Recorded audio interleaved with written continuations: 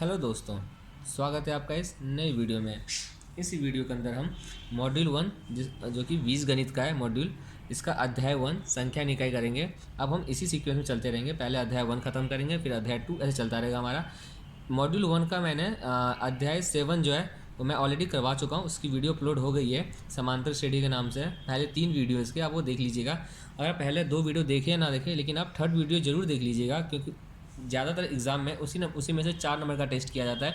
उसी वीडियो से 4 number question आता है जनरली, ये 90% उसी वीडियो से आता है। तो वीडियो नंबर 3 देख लीजिएगा। चलिए हम चैप्टर में स्टार्ट करते हैं, संख्या निकाय। इस चैप्टर को स्टार्ट करने से पहले आपको कुछ बेसिक चीज़ें पता होनी चाहिए। आपको इन सब चीज़ों का नॉलेज होना चाहिए। सम संख्या क्या होता है, विषम संख्या क्या होता है, प्राकृतिक संख्या क्या होता है, पूर्ण संख्या क्या होता है, पूर्णांक संख्या क्या होता है, अपरिमेय संख्या क्या होता है, वास्तविक संख्या क्या होता है, अभाज्य संख्या क्या होता है, भाज्य संख्या क्या होता है और अभाज्य संख्या क्या होता है। कम से कम पहले से 11 तक की आपकी नॉलेज होनी चाहिए। बाकी ये अगले चैप्टर जो आप चैप्टर 2 करेंगे वहाँ आपका यूज़ होगा पूर्ण वर्ग संख्या भी और पूर्ण घन संख्या। इसका नॉलेज आपको होना चाहिए। तो अगर आपको नॉलेज है तो चलिए वीडियो कंटिन्यू करते हैं यहीं से। आप वीडियो देखते रहिए। अगर आपको इन सब चीज़ों के बारे में नहीं नॉलेज या थोड़ा बहुत आप कन्फ्यूज़ हो रहे हैं तो आप क्या करिएगा, आप ऊपर आपको आई बटन दिख रहा होगा, वहाँ पर मैंने वीडियो का लिंक दे रखा है। उस वीडियो के अंदर मैंने इस सारे टॉपिक 1 से लेकर 13 तक का इसको पूरे डिटेल में समझाया है। लगभग 30 आधे घंटे की वीडियो है। एक बार वो वीडियो आप देख लीजिएगा। एक बार वीडियो देखने के बाद उसको आप कभी नहीं भूलोगे। इस चीज़ का मैं गारंटी देता हूँ कि मैंने बहुत अच्छे तरीके से उसको समझाया है। एक एक चीज़ बताया, विद एग्जाम्पल समझाया है, क्या डिफरेंसेज होता है इनके बीच में वो भी समझाया, कैसे आपको पढ़ना है वो भी समझाया। और एक बार वीडियो वो देख लीजिएगा। और क्योंकि ये बेसिक टर्म जो है पहले से लेकर 13 तक जो लिखे हुए हैं, ये आपके हर एक एग्ज़ाम में काम आएगा। कोई सा भी एग्ज़ाम दे रहे हो आप, चाहे किसी भी क्लास में हो या आप किसी भी कॉम्पिटिटिव एग्ज़ाम दे रहे हो, उसके अंदर अगर मैथमेटिक्स सब्जेक्ट है और जनरल, जो कि ओबियसली मैथमेटिक्स सब्जेक्ट हर एक कॉम्पिटिटिव एग्ज़ाम में पूछा ही जाता है, तो आपसे इस टॉपिक्स के ऊपर 1 से 2 नंबर का क्वेश्चन हर एक कॉम्पिटिटिव एग्जाम में मिलेगा ही। बाकी आपको वैसे भी नॉलेज होना चाहिए। आप कोई सा भी चैप्टर करेंगे किसी भी क्लास का अगर मैथमेटिक्स का, तो इन सब की नॉलेज आपको वहाँ पे जरूरत पड़ेगी। इसलिए आप वो वीडियो देख लीजिएगा। अब मैं मान के चलता हूँ कि आपने वो वीडियो देख लिया पॉज करके, पहले वो वीडियो देख के आए हो, ये आपको पता है। तो इस हिसाब से आप क्वेश्चन हम इस चैप्टर को कंटिन्यू करते हैं। अगर आपको डिटेल नॉलेज चाहिए तो आप वीडियो देख लीजिएगा, क्योंकि मैं कर रहा आ रहा हूँ तो मुझे लग रहा है कि कुछ बच्चे होंगे जो नहीं देखे होंगे। तो फिर थोड़ा इनके बारे में बता देता हूँ, समराइज़ कर देता हूँ, समझ बताऊँगा। डिटेल देखने के लिए वो वीडियो देखें। मैंने यहाँ पर पहले से जो वीडियो बनाया उसके नोट्स बने हुए हैं, तो एक बार आप अगर लिखना हो तो आप लिख लीजिएगा वीडियो पॉज करके। देखिए, पहले प्राकृतिक संख्या क्या होता है। प्राकृतिक संख्या जो हमारा होता है वो हमारी गिनती होती है, जो हम गिनते हैं ना कि 1 2 3 4, जो हम काउंटिंग करते हैं, किसी चीज़ को गिनते हैं या काउंटिंग करते हैं, तो कभी आप ये नहीं कर ऐसे काउंटिंग नहीं करते, ऐसे नहीं गिनते हो 0 1 2 1 2 3 4। 0 से तो स्टार्ट नहीं होता, हम 1 से स्टार्ट करते हैं। तो मेरा जो गिनती होता है ना वो हमेशा 1 से होता है। गिनती करते हैं 1 से गिनते हैं, तो उसको मतलब प्राकृतिक संख्या। मैंने क्या लिखा है, गिनती की संख्या को प्राकृतिक संख्या कहते हैं। या आप ऐसे समझ लीजिए, धनात्मक संख्या, धनात्मक और ऋणात्मक आपको पता होगा। धनात्मक मतलब होता है सारे प्लस वाले, और ऋणात्मक संख्या होता है सारे माइनस वाले। तो धनात्मक संख्या जो 1 से आरंभ होकर अनंत तक जाए, मतलब सारे प्लस वाले लेने हैं। वो कहाँ से स्टार्ट हो रहा है, गिनती 1 से स्टार्ट हो रहा है और आरंभ हुआ, स्टार्ट हुआ, और कहाँ तक ख़त्म हुआ, अनंत पे। अनंत मतलब कि गिनती अनगिनत है, हम गिन ही नहीं सकते इतना ज़्यादा है, तो उसको हम बोलते हैं इन्फिनिटिव, जिसको हिंदी में बोलते हैं अनंत। तो जैसे एग्जांपल हो गया मेरा 1 2 3 4 5 6, ऐसे चलता रहेगा चलता रहेगा चलता रहेगा, कहाँ ख़त्म, अनंत तक चलता ही रहेगा, गिनती ख़त्म ही नहीं होगी। उसको बोलते हैं प्राकृतिक संख्या। दूसरा होता है हमारा पूर्ण संख्या। पूर्ण संख्या क्या होता है, जो मेरा प्राकृतिक संख्या होता है ना, प्राकृतिक संख्या हम 1 से स्टार्ट करते हैं। अगर हम प्राकृतिक संख्या के अंदर 0 जोड़ दें तो मेरा पूर्ण संख्या हो जाएगा। मतलब जो मेरा 0 से स्टार्ट होता है, अब यहाँ पर हमारा आएगा 0 1 1 2 3 4 5 6 अनंत तक। 0 से स्टार्ट होगा और अनंत तक जाएगा। ये सभी यहाँ पे भी क्या है, सभी धनात्मक बोले, ध्यान रखिएगा, धनात्मक, ऋणात्मक नहीं बोला है। धनात्मक प्राकृतिक संख्या को पूर्ण संख्या कहते हैं। जैसे कि मेरा क्या हो जाएगा, 0 से स्टार्ट हो गया, फिर वही सारा प्राकृतिक संख्या 1 2 3 4 अनंत तक। इसको हम ऐसे भी बोल सकते हैं याद रखने के लिए। 0, अगर हम 0 में अगर हम प्राकृतिक संख्या जोड़ देंगे तो मेरा पूर्ण संख्या हो जाएगा। इस हिसाब से अगर क्वेश्चन ये भी पूछा जाता है कि सबसे छोटी पूर्ण संख्या क्या है, सबसे छोटी पूर्ण संख्या क्या हो जाएगा, ये स्टार्ट कहाँ से होता है, 0 से स्टार्ट होता है, तो सबसे छोटी मेरी पूर्ण संख्या हो जाएगी 0। और सबसे बड़ी क्या होगी, बड़ी हमारा कुछ हो ही नहीं सकता। क्यों, क्योंकि ये अनंत तक जाता है। कहाँ ख़त्म होता है हमें भी नहीं पता। जैसे हम बोल रहा हूँ, मैं बोल रहा हूँ 4 है आपका, इसकी बड़ी संख्या, लेकिन 4 नहीं होगा। 4 जो है हमेशा अगली संख्या की छोटी संख्या होती है। अगर मैं बोलूँ 100 है तो 100, अगर मैं बोलूँ 10 लाख है तो 10 लाख भी है मेरा बड़ी संख्या नहीं है, सबसे बड़ी संख्या, क्योंकि 10 लाख के आगे भी 10 लाख एक होता है, तो ये मेरा हो जाएगा पूर्ण संख्या। तो मेरी बड़ी संख्या कुछ नहीं होता, बड़ी पूर्ण संख्या होता ही नहीं है, और सबसे छोटी पूर्ण संख्या मेरा 0 होता है। ऐसे होता है मेरा पूर्णांक। पूर्णांक क्या होता है, आप सारी, अगर आप याद नहीं आ रहा तो आप डेफिनेशन लिख लीजिएगा। पूर्णांक क्या होता है, पूर्ण संख्याओं में जो मेरा पूर्ण संख्या था ना, पहले तो मैंने प्राकृतिक पढ़ा, अब याद करना है तो पहले बताया था, फिर याद करने का तरीका बताऊंगा। पूर्णांक संख्या क्या होता है, पूर्ण संख्याओं में जब सभी ऋणात्मक संख्याओं को सम्मिलित कर दिया जाता है तब जो संख्या प्राप्त होती है उसे पूर्णांक कहा जाता है। मतलब जो मेरी पूर्ण संख्या थी ना, पूर्ण संख्या स्टार्ट कहाँ से हुआ था, मेरा 0 से स्टार्ट हुआ था। अब 0 से पहले क्या होगा, सारे ऋणात्मक संख्या होंगे, जैसे -1, -2, -3, और उनको हम ऐड कर दें पूर्ण संख्या के अंदर ऋणात्मक वाले, तो मेरा क्या हो जाएगा, पूर्णांक कहलाएगा। जैसे कि एग्जांपल देखो, मेरा 0 से स्टार्ट, अगर मैं 1 से यहाँ तक स्टार्ट करूँ, ये मेरा इतना 1 से लेकर अनंत तक, ये मेरा है प्राकृतिक संख्या। अगर इसके अंदर मैं 0 ऐड कर दूँ तो मेरा हो जाएगा 0 से लेकर अनंत तक पूर्ण संख्या। अगर इसके अंदर मैं ऋणात्मक संख्या को भी ऐड कर दूँ माइनस वाले, तो वो मेरा क्या हो जाएगा, पूर्णांक संख्या। ये आपको समझ में आ गया होगा। अब इसको याद करने का तरीका है, सबसे पहला प्राकृतिक संख्या।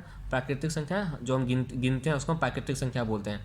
अगर हमने प्राकृतिक संख्या के अंदर 0 ऐड कर दिया, 0 ऐड कर देंगे तो मेरा हो जाएगा पूर्ण संख्या।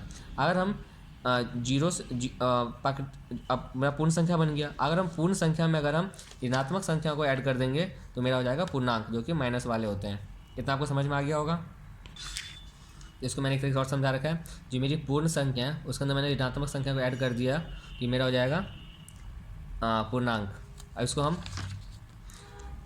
नंबर लाइन पे समझने की कोशिश करते हैं। देखो ये मेरा नंबर लाइन होता है, मेरा बीच में 0 होता है। अब इसके 0 के दाएं साइड मेरा क्या होता है, सारे धनात्मक संख्या होते हैं, मतलब सारे प्लस वाले होते हैं, जैसे कि 1, 2, 3, 4, 5 ऐसे चलता रहेगा अनंत तक जाएगा।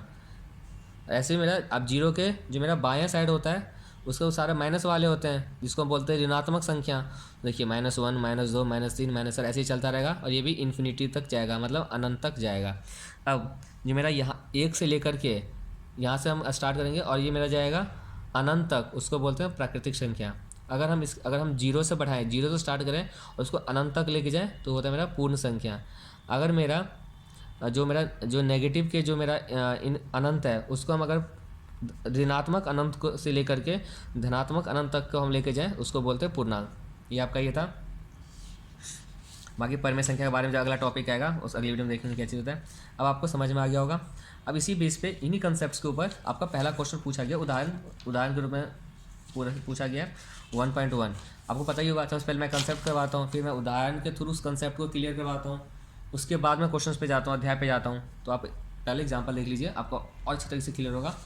देखो इस क्वेश्चन उदाहरण जो 1.1 का है आपके बुक का है, इसमें पूछा गया है निम्न में से प्राकृतिक संख्या, ये कुछ डाटा दिए हुए, नंबर संख्या दिया हुआ है, इसमें हमें बताना है प्राकृतिक संख्या क्या होता है, पूर्णांक क्या होता है तथा पूर्ण संख्या क्या होता है, इनमें हमें पहचानना है। तो चलिए सबसे पहले हम लिखते हैं प्राकृतिक संख्या क्या होता है।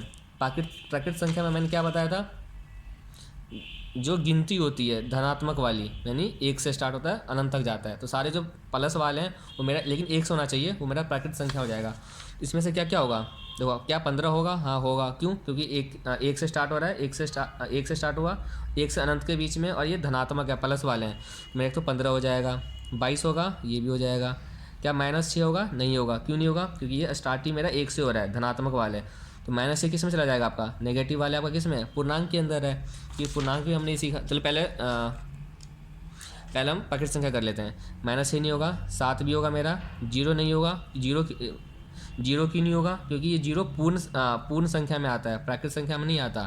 प्राकृतिक संख्या स्टार्टिंग मेरा 1 से होता है, तो 0 भी नहीं आएगा। ऐसे मेरा 12 आ जाएगा, -12 नहीं आएगा, 13 आ जाएगा। तो ये आपका हो गया प्राकृतिक संख्या। पूर्ण संख्या क्या हो जाएगा, पूर्ण संख्या होगा जो मेरा प्राकृतिक संख्या वो तो होगा ही, साथ में उसके साथ हम क्या कर देंगे, 0 को और ऐड कर देंगे। यही था ना, जो मेरा प्राकृतिक संख्या वो तो होगा ही, इसके साथ हम 0 ऐड कर देंगे तो मेरा पूर्ण संख्या हो जाएगा। इस एग्जाम्पल के थ्रू, इस उदाहरण में क्या है, ये सारा मेरा प्राकृतिक संख्या है, तो इसको हम ऐसे लिख देंगे 15, ये तो मेरा होगा ही, 22, 7, 12, 13। बस इसके पीछे में क्या करना है, 0 ऐड कर देना है। देखो 0 था, हाँ है, तो मेरा 0 भी हो जाएगा। ये हो गया मेरा पूर्ण संख्या। अब पूर्णांक क्या हो जाएगा, पूर्णांक में क्या होता है, पूर्णांक में क्या है, पूर्ण संख्याओं में जब हम ऋणात्मक को जोड़ देते हैं, मतलब पूर्णांक जो भी नंबर्स हैं ना, जितने भी संख्या हैं, जो चाहे वो धनात्मक है या ऋणात्मक है, जैसे इस एग्जांपल में जितने भी संख्या दिया हुआ है, चाहे धनात्मक हो, ऋणात्मक हो या जीरो, ये सारे पूर्णांक कहलाएंगे। तो पूर्णांक में क्या करिएगा आप, ये सारे आंसर लिख दीजिए। अब मैंने इसको आंसर ना ऐसे हिसाब से लिखा है, बट आपको कैसे एग्जाम में कैसे लिखना है, बढ़ते हुए क्रम में लिखना है। आपको कैसे एग्जाम में लिखना है, जैसे ये था, इसका पहले क्या आ गया, सबसे छोटा कौन सा है, 7, तो आपको ऐसे लिखना था 7, 12, 13, 15, 22, ऐसे इसको भी आप लिखिएगा। मैंने समझाने के लिए ऐसे लिख दिया है 0, 7, 12, 13, 15 और 22। ऐसे पूर्णांक में क्या हो जाएगा, पूर्णांक में सारा हो जाएगा।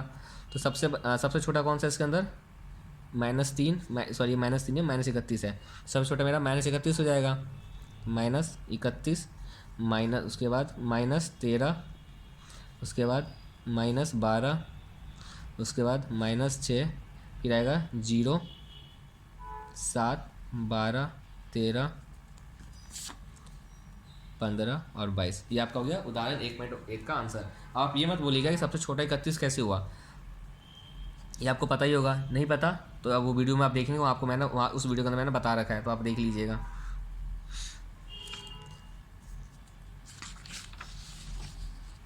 उदाहरण 1.2, इसमें बोला है निम्न में से वो संख्या पहचानिए जो प्राकृत संख्या नहीं है। यहाँ ध्यान रखिए, बोला है नहीं है। इस क्वेश्चन में आपको एग्जाम में क्वेश्चन पढ़ते हुए बड़े ध्यान से देखना है कि है या नहीं है, क्या पूछा है। दूसरा, पूर्ण संख्या नहीं है, तो ये दिया हुआ है। तो प्राकृत संख्या क्या होता है, गिनती होती है। गिनती यानी 1 से स्टार्ट होता है, इसका मतलब 1 से पहले जितने भी हैं वो सारे प्राकृत संख्या नहीं है। जैसे कि आपका 0 हो गया, क्या 0 दिया हुआ है, देखो 0 दिया हुआ है, तो मैं एक तो मेरा 0 हो जाएगा क्योंकि प्राकृत संख्या नहीं है। और साथ में जितने भी ऋणात्मक संख्या हैं वो भी नहीं है। तो ऋणात्मक संख्या क्या है, -17 और क्या है -6 और -4। ये आपका आंसर हो जाएगा इस पहले पार्ट का। सेकंड पार्ट में पूछा है पूर्ण संख्या नहीं है, तो पूर्ण संख्या क्या होता है, सारे प्राकृत पूर्ण संख्या जो 0 प्लस में प्राकृत संख्या, तो मेरा 0 आ जाएगा। ये सारा प्लस वाले भी आ जाएंगे क्योंकि 0 प्लस प्राकृत संख्या और प्राकृत संख्या या प्लस वाले होते हैं, बस ऋणात्मक वाले पूर्ण संख्या नहीं कहलाता। तो आप सिर्फ ऋणात्मक वाला आंसर लिख दीजिएगा, -17, -6 और -4। इस प्रकार से आपका उदाहरण 1.2 भी हो गया। अब हम उदाहरण 1.3 देखते हैं। आपका उदाहरण 1.3 में ये बोला गया है निम्न को सरल कीजिए तथा बताइए कि परिणाम जो आ रहा है वो एक पूर्णांक है या नहीं है। हमें क्या करना है, सरल करना है, पहले उसको हमें सॉल्व करना है। उसका जो भी आंसर आएगा वो हमें, परिणाम जो भी आएगा वो हमें बताना है कि वो पूर्णांक है या नहीं है। तो एक एक करके हम टोटल, आपके इस उदाहरण में टोटल 7 पॉइंट है, सब पॉइंट है। चलिए 7 को सॉल्व करके देखते हैं। मेरी जो मैं वीडियो बनाता हूँ तो ये वीडियो थोड़ी लंबी हो जाती है क्योंकि मैं थोड़ा डिटेल में करवाता हूँ ताकि आपको अच्छी तरह से समझ में आ जाए और एग्ज़ाम में अच्छा स्कोर कर सकें। इसलिए मेरी वीडियो थोड़ी लंबी होती है। मैं उदाहरण नहीं भी करवाता, डायरेक्ट एक्सरसाइज करवा के हर पार्ट का एक एक दो करवा के निकल जाता। बट मुझे लगता है कि आप लोग उतना टाइम नहीं दे पाते हैं पढ़ाई से रिलेटेड, तो थोड़ा थोड़ा इसलिए छोटी छोटी वीडियो बनाता हूँ मैं। इसलिए वीडियो भी ज़्यादा हो जाती है और थोड़ी सी लंबी भी हो जाती है।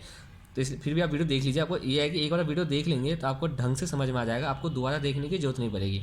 अगर वीडियो आपको अच्छी लग रही है और समझ में भी आ रहा है तो प्लीज़ वीडियो को लाइक कर दें। इससे मुझे पता चलता रहता है कि हाँ वीडियो आप लोग देख रहे हो और आपको समझ में भी आ रहा है। अगर कोई डाउट या कोई कुछ समझ में नहीं आ रहा, कोई कंसेप्ट समझ में नहीं आ रहा, तो आप कमेंट सेक्शन में उसको मेंशन कर दीजिए। वो मैं आपको उसके लिए मैं आपको अलग से वीडियो प्रोवाइड कर दूंगा शॉर्ट वीडियो के रूप में। नहीं तो आप मेरा टेलीग्राम चैनल ज्वाइन कर सकते हैं। मेरे डिस्क्रिप्शन बॉक्स के अंदर टेलीग्राम चैनल का लिंक दे रखा है, वहाँ से भी आप क्वेश्चन पूछ सकते हैं उसके। और चैनल को प्लीज़ सब्सक्राइब भी कर दीजिए। और अपने दोस्तों को, अगर आप किसी दोस्त को, अपने दोस्तों को जानते हैं जो 10वीं क्लास में है, तो उनको भी बोल दीजिए चैनल सब्सक्राइब कर लें और बेल आइकन को दबा दीजिएगा ताकि मैं आगे और भी वीडियो डालूँ तो आपके पास नोटिफिकेशन पहुँचती रहे। चलिए इस क्वेश्चन सॉल्व करते हैं। अगर आप 10वीं पास करके 12th में जा रहे हैं और अगर आपके पास और आप 12th में आप कॉमर्स ले रहे हैं या आपके पास अकाउंट सब्जेक्ट है, तो भी इस चैनल को सब्सक्राइब कर लीजिए क्योंकि मैं फरवरी एंड से, जैसे आपका एग्ज़ाम ख़त्म हो जाएगा या फरवरी एंड से, मैं या तो फरवरी के एंड से मार्च के फर्स्ट वीक से मैं अकाउंट्स का वीडियो वैसे अपलोड किया करूँगा जैसे मैं 10वीं का मैथ्स का अपलोड कर रहा हूँ। तब आप वहाँ से भी आपको बेनिफिट मिल जाएगा, इसलिए आप चैनल को सब्सक्राइब कर लीजिएगा। चलिए हम शुरू करते हैं। पहला क्वेश्चन इसको सॉल्व करते हैं। क्या बोला पहले में, 12 × 4, इसको गुना करने कितना हो जाएगा 48। 48 क्या मेरा पूर्णांक है, तो पूर्णांक जैसे को पता ही है, पूर्णांक यहाँ मैं रख देता हूँ, आपको देखते हुए रहिएगा। पूर्णांक का मतलब होता है सभी संख्या जो ऋणात्मक हो, जैसे कि 0 1 2 3 और वो अनंत तक जाए। तो क्या 48 मेरा आएगा इसमें, इसके बीच में, हाँ आ जाएगा। तो मेरा ये पूर्णांक है, मैं यहाँ पे लिख देंगे पूर्णांक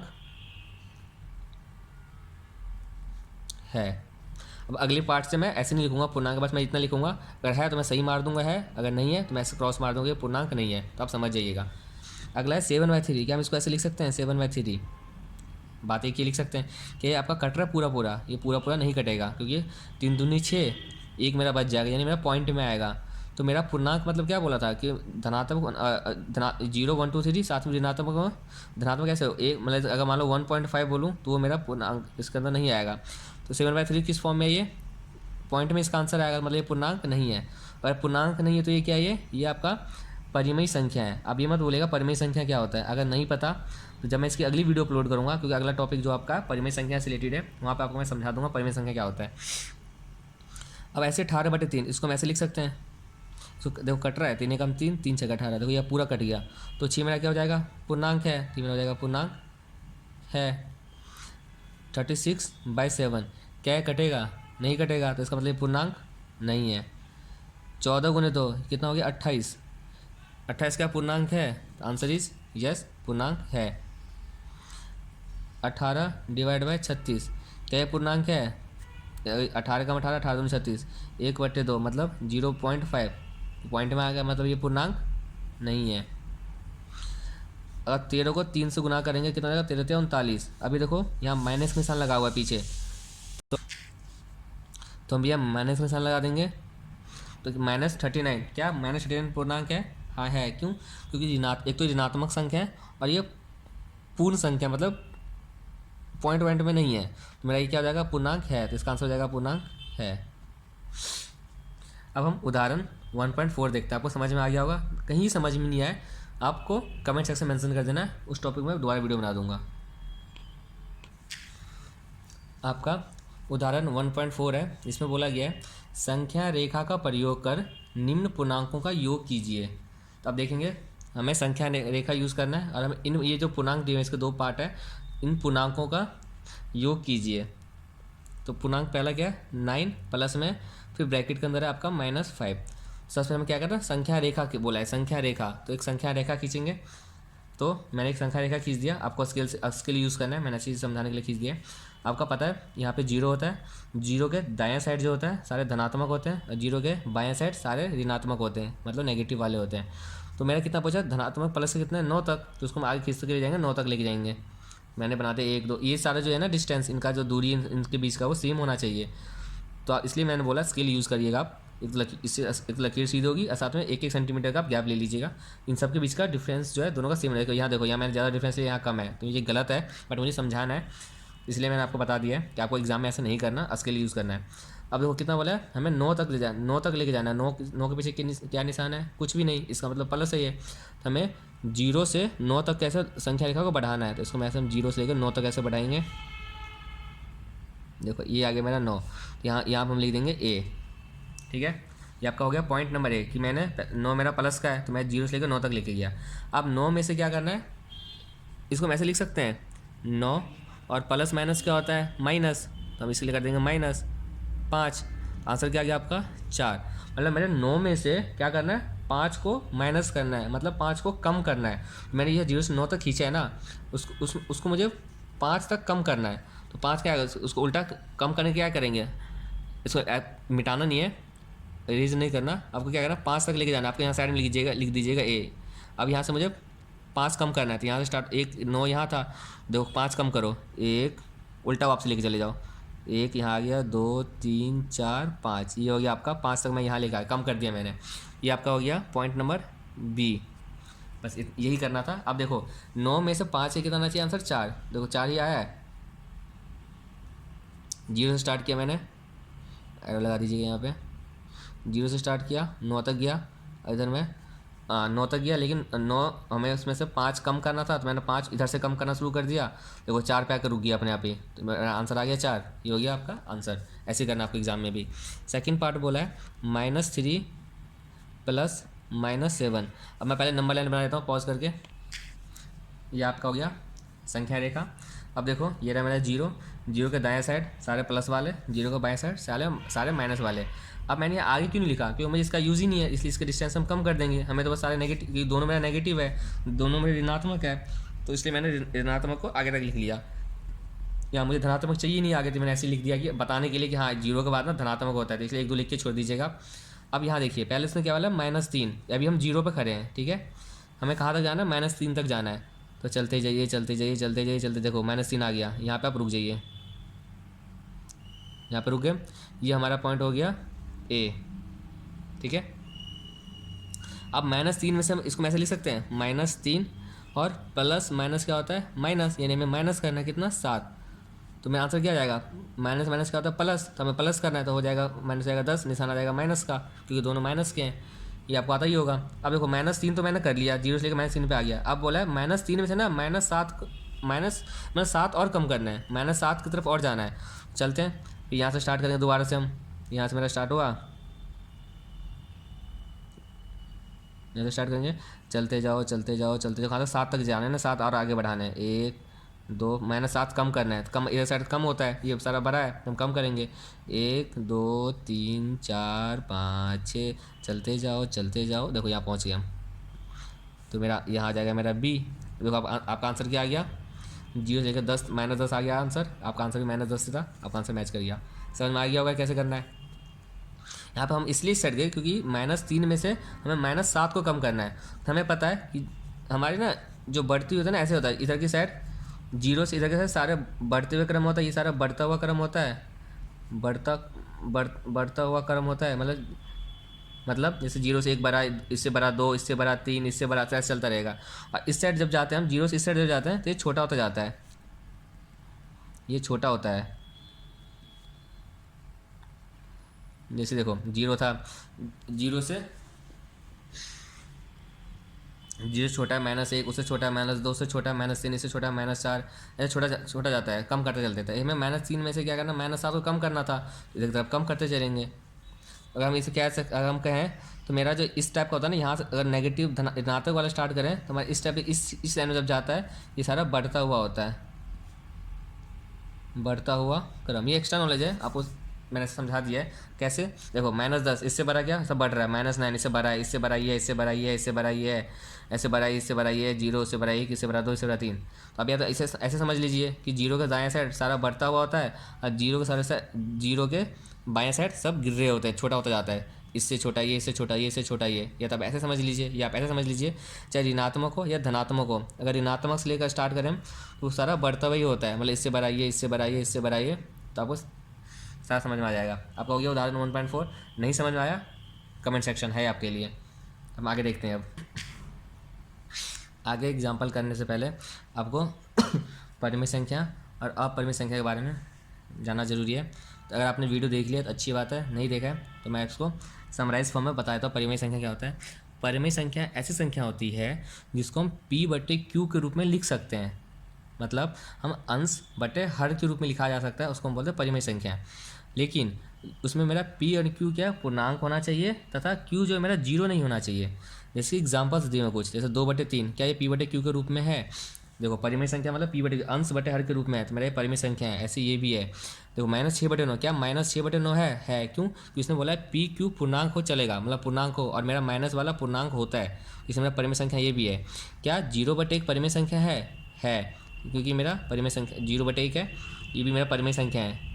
अब क्या 10/0 है, 0/1 तो परिमेय संख्या है, क्या 1/0 परिमेय संख्या है। आंसर इज नहीं है। क्यों नहीं है, इसका उल्टा ही तो ये इसलिए नहीं है कि इसने बोला है कि एक तो अंश बटे हर के रूप में होना चाहिए, यहाँ पे PQ पूर्णांक हो सकता है चलेगा, मतलब माइनस होगा कोई फर्क नहीं पड़ता, तो मेरा पूर्णांक है वो। लेकिन Q 0 के बराबर नहीं होना चाहिए। आप यहाँ देखिए Q क्या होता है, नीचे हर वाला पोर्सन। आप इसमें देखिए Q क्या है, मेरा 0 है, नीचे के बराबर, यानी नीचे वाला पोर्शन है मेरा Q, ये जो कि 0 है, इसका मतलब ये परिमेय संख्या नहीं है। अब आप देखो, आप आगे क्वेश्चन चैप्टर करेंगे, वहाँ पर आगे एक आता है पाई। तो पाई जिसको हम ऐसे लिखते हैं पाई करके, क्या ये परिमेय संख्या है, ये मेरा परिमेय संख्या नहीं है। लेकिन जो पाई की वैल्यू होती है ना, वो 22/7 होती है या 3.14 होता है। तो ये दोनों मेरा परिमेय संख्या कहलाएगा। 22/7 कहलाएगा, क्यों? क्योंकि P/Q के रूप में होता है, इसलिए परिमेय संख्या कहलाएगा। 3.14 इसलिए कहलाएगा क्योंकि हम 3.14 को हम ऐसे लिख सकते हैं, पॉइंट हटा देंगे तो नीचे आ जाएगा मेरा 100, क्यों? क्योंकि पॉइंट की जगह मेरा 1, उसके बाद कितना डिजिट है 2, तो उसके जगह हम 2 जीरो डाल देंगे, 314/100, ये मेरा हो जाएगा परिमेय संख्या। अब अपरिमेय संख्या क्या होता है? आपका जो अपरिमेय संख्या होता है, जो परिमेय संख्या नहीं हो वो अपरिमेय संख्या हो गया।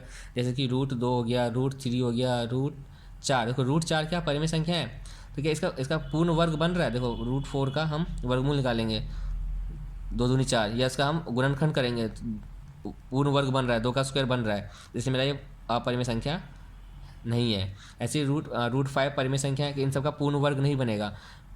ये भी है मेरा परिमेय संख्या, अपरिमेय संख्या, और मेरा पाई भी है अपरिमेय संख्या। जिसका वर्गमूल नहीं निकालता हो अपरिमेय संख्या कहलाती है। ये हो गया। अब देखते हैं एग्जाम्पल्स क्या था आपका।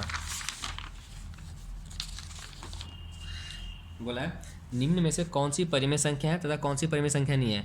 तो परिमेय संख्या पहला क्या, -2, तो क्या है मेरा परिमेय संख्या है। अब बच्चे बोलेंगे सर ये परिमेय संख्या नहीं है, क्यों? क्योंकि P/Q के रूप में नहीं है। गलत, ये परिमेय संख्या है क्योंकि हम -2 के नीचे 1 लिख सकते हैं। ये कैसे आपकी वैल्यू चेंज होगी? नहीं, तो भी इसका मतलब ये मतलब -2 को हम, जो मेरा -2 था इसको हम ऐसे लिख सकते हैं -2/1, इससे मेरा कोई वैल्यू चेंज नहीं हुआ। इसका मतलब तो भी मतलब -2 ही है, और मेरा पूर्ण माइनस है तो कोई फ़र्क नहीं पड़ता, क्योंकि PQ पूर्णांक हो सकता है। और देखो यहाँ पे Q जो मेरा 0 के बराबर में नहीं, 0 के बराबर भी नहीं है, तो हम लिख देंगे जो -2/1 है वो परिमेय संख्या है। परिमेय संख्या है क्योंकि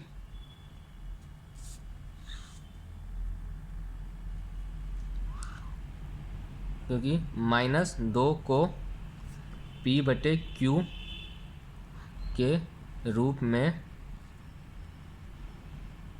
लिखा जा सकता है, और जहाँ P/Q पूर्णांक है तथा Q 0 के बराबर नहीं है। ये आपको ऐसे आंसर प्रेजेंट करना है, आपको एग्जाम में ऐसे लिखना है। तो मैंने एक का लिख दिया आपको, अब सब बाकी में आपको सेम लाइन ऐसे लिखते जाना है। जैसे दूसरा है, ये मेरा पहला हो गया, दूसरा मेरा 5/3, तो क्या है परिमेय संख्या है? आंसर इज है, क्योंकि P/Q के रूप में तो आपको यही लाइन लिखना है परिमेय संख्या। इसके आगे आपको सेम लाइन लिखना है, यहाँ आपको सेम लाइन लिखना है कि परिमेय संख्या, क्योंकि 5/3 को यहाँ पर चेंज हो जाएगा, -2 जगह पर आ जाएगा, 5/3 को P के रूप में लिखा जा सकता है। ऐसे अब मेरा थर्ड -17, क्या ये मेरा परिमेय संख्या है? क्यों? क्योंकि -70 को 1/, लिख सकते हैं, तो मैं लिख देंगे परिमेय संख्या है, परिमेय संख्या है। फोर्थ 1 2 3 15/7, ये भी मेरा परिमेय संख्या है।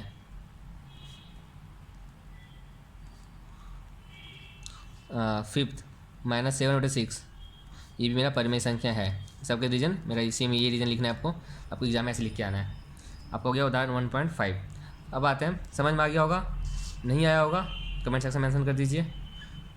सबके पास समय आप समय लिखना है परिमेय संख्या है, क्योंकि इसको हम P/Q के रूप में लिखा जा सकता है। और जहाँ PQ पूर्णांक है, ये इसलिए लिखा जाता है PQ पूर्णांक है क्योंकि देखो यहाँ पे नेगेटिव था, तो बच्चे कंफ्यूज जाते हैं, यार माइनस में है मतलब परिमेय संख्या नहीं है, क्योंकि परिमेय संख्या P/Q बोला है जो कि प्लस में होता है। ऐसा कुछ नहीं है, PQ पूर्णांक बोला है, तो पूर्णांक मेरा प्लस भी होता है, धनात्मक ऋणात्मक भी होता है, ऋणात्मक धनात्मक दोनों होता है, तो इसलिए माइनस से कोई फर्क नहीं पड़ता। बट मेरा Q जो है ना, Q 0 नहीं होना चाहिए, ये ध्यान रखना है। इन सब में देखिए आप Q सब में, यहाँ पे भी 1 है, यहाँ पे 3 है, यहाँ पे 1 है, 7 है, यहाँ 6 है, तो मेरे सारे जो है परिमेय संख्या कहलाएगा। अब उदाहरण 1.6 देखते हैं। उदाहरण 1.6 में बोला है निम्न परिमेय संख्याओं को उनके न्यूनतम, मतलब ये परिमेय संख्या दिया हुआ है, उसका हमें न्यूनतम रूप में लिखना है। जैसे पहला पॉइंट है, न्यूनतम मतलब होता है इसको आप गुणनखंड कीजिए। कहाँ तक इसको गुणनखंड कर सकता है? इसको छोटा से छोटा करना है। ये छोटा से छोटा कैसे होगा? इसके तो 2 तरीका है, आप इसको काटते चले जाइए जिस चीज़ को कट रहा है। नहीं अगर नहीं करना तो अब उससे क्या करें, आप 24 का पहले गुणनखंड निकालिए। इसका न्यूनतम रूप क्या हो जाएगा? पहले 24 का आप वो निकाल लीजिए LCM।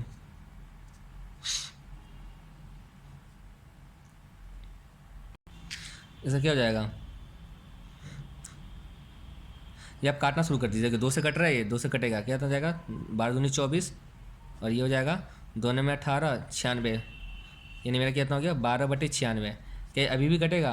हाँ कट रहा है, हमें काट काट के जितना छोटा कर सकते हो वो करना है। देखो 2 से अभी भी कट रहा है, 2 छक्के 12 और ये 48 दूनी 96, मेरा क्या बच गया 6/8। क्या ये कट रहा है? मैंने कुछ गलत किया है। 12 दूनी 24 और 6 12 18 19, उसके बाद फिर मेरा 12 और 12 96 आ गया। अब 2 छक्के 12 9 6/, यहाँ वो क्या कुछ गलत किया मैंने, 6/48। क्या कट रहा है? हाँ अभी भी कटेगा। 2 तिया 6 और 24 दूनी 48, मेरा आप क्या बन गया 3/24। 3 एकम 3, 3/24, 1/8। क्या अब और कटेगा? अब और नहीं कटेगा, तो ये आपका आंसर हो गया 1/8। आप देखेंगे बुक के अंदर अलग तरीके से कराया गया। इसको कई तरीके से कर सकते हैं। इसको हम ऐसे भी कर सकते हैं जैसे बुक में कराया, वैसे भी कर सकते हैं, गुणनखंड करके भी कर सकते हैं। बट इजी तरीका यही है, आप काटते जाइए कब तक कट सकता है। जैसे ये देखिए 12/168, इसको भी काटते देखो कहाँ तक कर सकता है। पहले 2 से कटे, 2 से 2 छक्के 12 और 84 दूनी 168।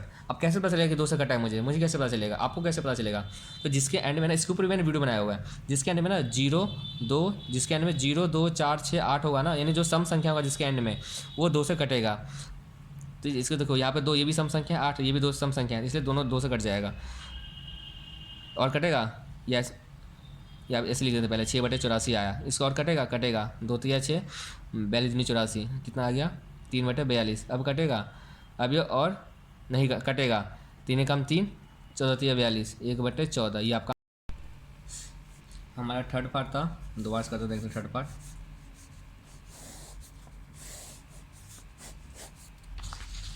सही था बट मैं आपको समझा नहीं पाया क्योंकि यहीं पे मेरी रिकॉर्डिंग रुक गई थी। थर्ड में है -21/49। देखो अब जिस हिसाब से बुक में कर रखा है, मैंने कई सारे मेथड्स बताए थे आपको, इस फैक्टर वाले मेथड से भी करके देखते हैं। अगर हम 21 का एलसीएम लेंगे तो क्या होगा, 3 7 21, 7 एकम 7। अब क्या हो गया 3 × 7, तो हम 21 को लिख सकते हैं 3 × 7, यहाँ पीछे माइनस लगा देंगे, डिवाइड बाय ऐसे 49 का फैक्टर करेंगे। एल कितने जाएगा, ये 7 से जाएगा, 7 7 49, फिर 7 से 1, यानी आपका हो गया 7 × 7। तो हम नीचे लिख देंगे 7 × 7। अब देखिए इसमें कुछ कट रहा है, हमारा कट रहा है 7 से 7 कट रहा है, तो हमारा आंसर क्या आ गया -3/7। या तो आप ऐसे कर लीजिए, या और -21/49 था, जैसे हम करते आ रहे हैं वैसे करके देखते हैं। ये क्या 2 से कटेगा? नहीं कटेगा, 3 से भी नहीं कटेगा, 4 से भी नहीं कटेगा, 5 से भी नहीं कटेगा, 6 से भी नहीं कटेगा। देखो 7 से कट जाएगा, 7 या 21, 7 7 49, क्या गया आपका -3/7। आपको मैंने दोनों तरीके से करवा दिया। तो आप इन क्वेश्चंस को भी इस तरीके से कर सकते हैं फैक्टर करके, जो मैं आपको यहाँ बता रहा था। इस हिसाब से आपका उदाहरण 1.6 हो गया। अब देखते हैं उदाहरण 1.7। आपको जोन सा भी मेथड इजी लगता है उस हिसाब से आप कर लीजिएगा।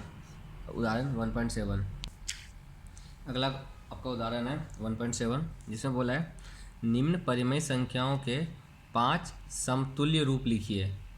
किसके लिखने? परिमेय संख्या। देखिए आपको परिमेय संख्या दिया हुआ है P/Q के रूप में, ये आपका परिमेय संख्या हो गया। और देखने इसके 5 समतुल्य रूप। समतुल्य मतलब होता है, समतुल्य का मतलब होता है, मैं यहाँ लिख देता हूँ। अगर क्वेश्चन में पूछा जाए समतुल्य रूप लिखने के लिए, समतुल्य रूप का मतलब होता है ऐसी मतलब परिमेय संख्या में, जो मेरा परिमेय संख्या दिया हुआ है, परिमेय संख्या को उसके अंश तथा हर को हमें क्या करना है, एक ही संख्या से गुना या भाग करना है। एक ही संख्या से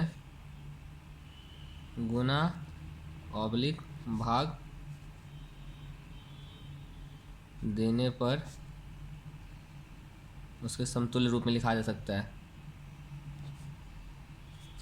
मतलब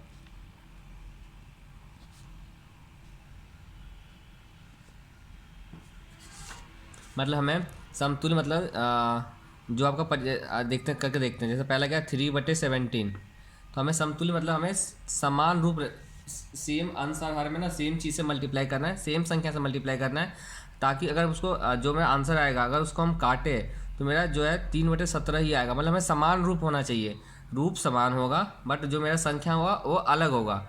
ये कैसे होगा, चलिए देखते हैं। जैसे 3/17 है आपका, तो इसको वैसे लिख सकते हैं 3/17। मैंने क्या बोला है, अंश तथा हर को एक ही संख्या से गुना करते हैं। मान लीजिए मैं 2 से गुना करता हूँ तो कितना हो जाएगा, 3 दूनी 6, 7 दूनी 34। ठीक है, मान लीजिए मैं इसी को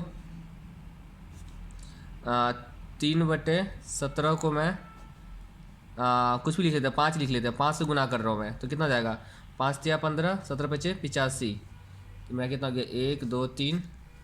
मान लीजिए मैं 3/17 को 6 से गुना कर रहा हूँ तो कितना हो जाएगा, 36 18 और 7 छक्के 102।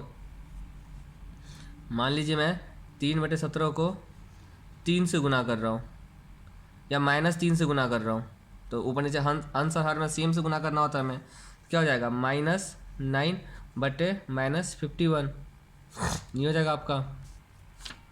तो कितने हो गए, 1 2 3 4 5, ये हो गए। अब देखिए, अब मेरा हमने सेम अंश हर से सेम चीज़ से मल्टीप्लाई करना है। आप उसको लिख दीजिए।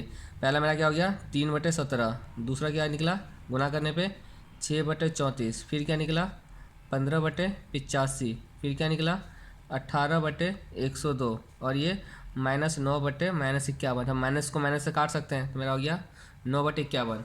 अभी ये सारा मेरा 5 समतुल्य हो गया। अभी कैसे समतुल्य हुआ, इसमें से आप किसी को भी काट के देख लीजिए। ये तो आपका हो गया, यहाँ पे ये आंसर हो गया। ठीक है, अब इसको हम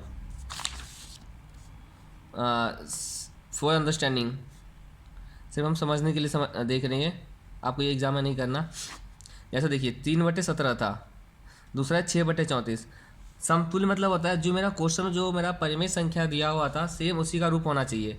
देखो इसे काट के देखते हैं, ये कटेगा 2 से, 2 तिया 6 और 2 को 7, 7 दूनी 34। आ गया आपका 3/17, सेम समान आ गया आपका। इसी को बोलते हैं समरूप।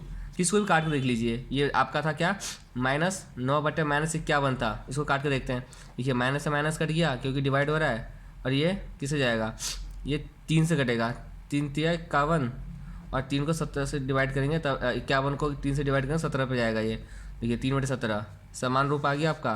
तो यही है, इसको बोलते हैं हम समतुल्य। मतलब जो आपको जो परिमेय संख्या दे रखा हुआ है उसको सेम अंश और हर से हमें गुना कर देना है। चाहे हम 2 से ले, 3 से ले, 4 से ले, लगातार भी ले सकते हैं। 2 3 4 5, 2 को क्या गुना किया, इसको 3 से गुना कर देंगे या 4 से गुना कर देंगे या 5 से गुना कर देंगे, तो ये आपका आ जाएगा समतुल्य। ऐसे उदाहरण 2 भी करना है आपका।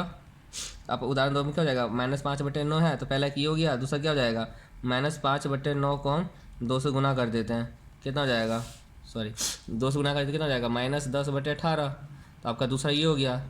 तीसरा निकालना है तो उसको हम 3 से गुना कर लेते हैं। अपने हिसाब से कुछ भी गुना कर लीजिए, बट ये ध्यान रखना है जितना मैंने अंश में गुना किया उतना ही हर से गुना करना है। तो आपका आ जाएगा -15/9 27। आपका एक ये हो गया, 2 हो गया, 3 हो गया। -5/9 को 4 से गुना कर दीजिए, कितना हो जाएगा, -20/36। ऐसे ही -5/9 को आप अंश और हर में 5 से गुना कर दीजिए, आपका आ जाएगा -25/45। ऐसे आप -5/9 को 6 से गुना कर दीजिए, अब कितना जाएगा, -30/। ऐसे ऐसे अब इतना 5 पूछा है, जितने भी पूछे आप अपने हिसाब से बस अंश और हर में गुना कर दीजिएगा, आपका आंसर आ जाएगा। देखिए हो गया एक समान, इसका समान कितना हो गया, 1 2 3 4 5, ये हो गया आंसर। और आप ये आंसर जो है आपके हर बच्चे का अलग अलग होगा। अलग अलग क्यों होगा, क्योंकि आपने ऐसे 2 से मल्टीप्लाई किया, कोई बच्चा ऐसा होगा जिसने 6 से मल्टीप्लाई किया होगा, 10 से मल्टीप्लाई किया होगा, इसलिए आंसर अलग हो जाएगा। लेकिन इसमें बस 2 ही चीज़ ध्यान रखना है कि अंश हर में सेम चीज़ से गुना करना है, ताकि जो आंसर आए ना अगर उसको हम काटे तो जो क्वेश्चन में पूछा हुआ था उसके बराबर आ जाए। इसी को बोलते हैं हम समतुल्य। इस हिसाब से आपका उदाहरण 1.7 होता है कंप्लीट। अब आगे देखते हैं। अगर आपको वीडियो से समझ में आ रहा है तो प्लीज़ वीडियो को लाइक कर दें, ताकि मुझे भी मोटिवेशन मिलता रहेगा कि हाँ, और मुझे लगेगा कि आप लोगों को समझ में आ रहा है। अगर नहीं आ रहा समझ में तो कमेंट सेक्शन में आप मेंशन कर दीजिए। हो सकता है मैं कुछ कुछ कभी कभार मैं गलत बोल रहा हूँ बट लिख सही रहा हूँ, या लिख सही रहा हूँ गलत बोल रहा हूँ, तो उतनी गलती हो जाती है। अगर फिर भी लगता है तो आप कमेंट कर दीजिएगा, मैं अगली वीडियो से ध्यान रखूँगा। अगर आपको लगता है कि मेरी स्पीड ज़्यादा है पढ़ाने की तो आप वो बता दीजिए, मैं थोड़ा और स्लो कर दूँगा पढ़ाने की। बाकी आप एक्सरसाइज होता है, एग्जाम्पल होता है ख़त्म। हम अगले वीडियो के अंदर जो आपका है एक्सरसाइज 1.1 उसके क्वेश्चन देखेंगे। तो चलिए मिलते हैं अगली वीडियो में। धन्यवाद यहाँ तक बने रहने के लिए। चैनल को सब्सक्राइब कर लीजिएगा, बेल आइकन को दबा दीजिएगा। एक एक करके यहाँ पे मैं सारी वीडियो अपलोड करता रहूँगा ताकि आपके पास नोटिफिकेशन पहुँचते रहे। और अपने दोस्तों को भी बता दीजिए कि कि इस चैनल पर 10वीं क्लास का मैथ का क्वेश्चन डाला जाता है और जो भी नोटिफिकेशन वगैरह आपका आता है NIOS का, वो इसी चैनल पर अपडेट होता है। धन्यवाद, मिलते हैं अगली वीडियो में।